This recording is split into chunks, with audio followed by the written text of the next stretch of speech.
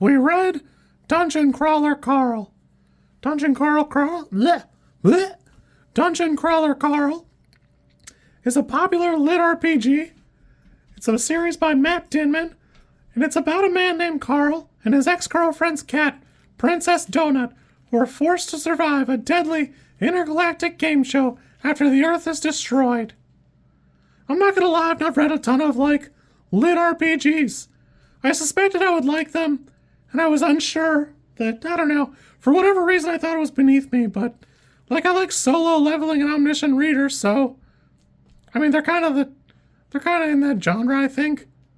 I could be wrong. As far as reading goes, it's worth noting that I do listen to them as audiobooks, often at 1.5 speed. Mind your business. I think it's valid. I don't want to hear it, but it is reading, whether you care. But anyways, I'm really shocked how much I like this. Even from the outset, it's a little cucky because he's talking a lot about his ex, and then, there's the trouble with the cat. But it goes at a pretty crisp pace. There's a couple of moments where I felt like it was dragging as it's trying to explain RPG mechanics, but it moves at a pretty steady pace to get past it.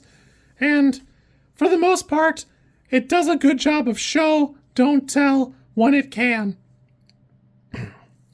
There's a ton of things it throws at you, and it stays pretty good. There were a couple of times when the book stayed a little topical for me. There's a lot of pop culture stuff. And I really didn't like Ready Player One, because it's mostly pop culture references and stuff, where this has a lot of it, but I don't know, it doesn't seem too bad. There were just a couple moments where I was like, okay, we get it. We get when you made the book. It's fine. It's fine to move on. And for the most part, he did. The book's from 2020. It's 444 pages. The audiobook's 13 hours, 31 minutes. Speaking of the audiobook, I gotta be honest with you. Let me look at him.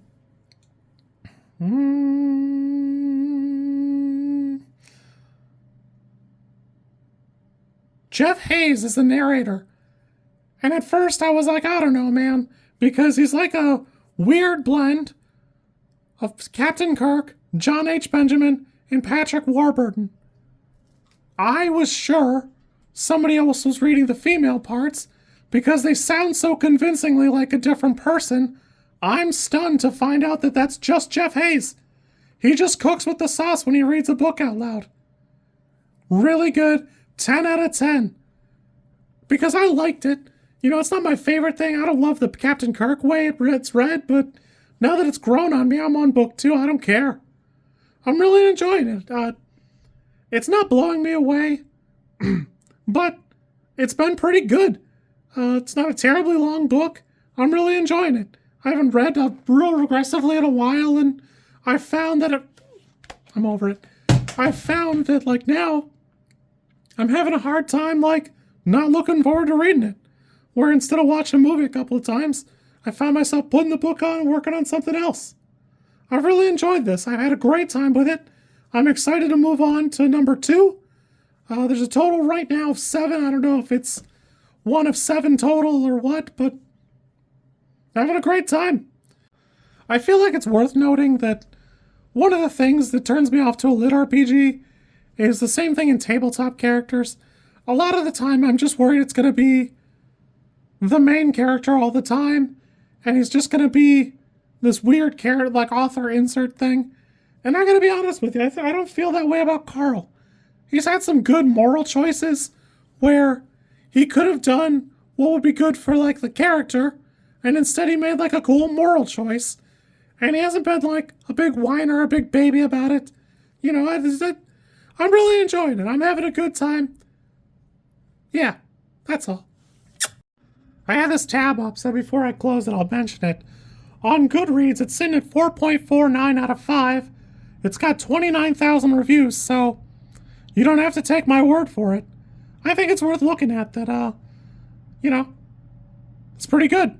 It's pretty good for a book. I would read a 3. So, for me, this is probably a 4. I could see a 3.5, but yeah, there you go. There you go. Yeah, we're gonna get another kiss in there. I don't care. If you like this content, I'm supposed to ask you to like, comment, and subscribe. I think I think like is here, and comment is probably down there, and subscribe over there somewhere too. I think. I don't know how many times this like snippet is gonna make it into a video. Everybody says you should do it this way, and I always thought it was just like an annoying thing other YouTubers did. And as you know, I am bad at editing, so if you like it, great, I'm happy for you. If you don't like it, I'm sorry.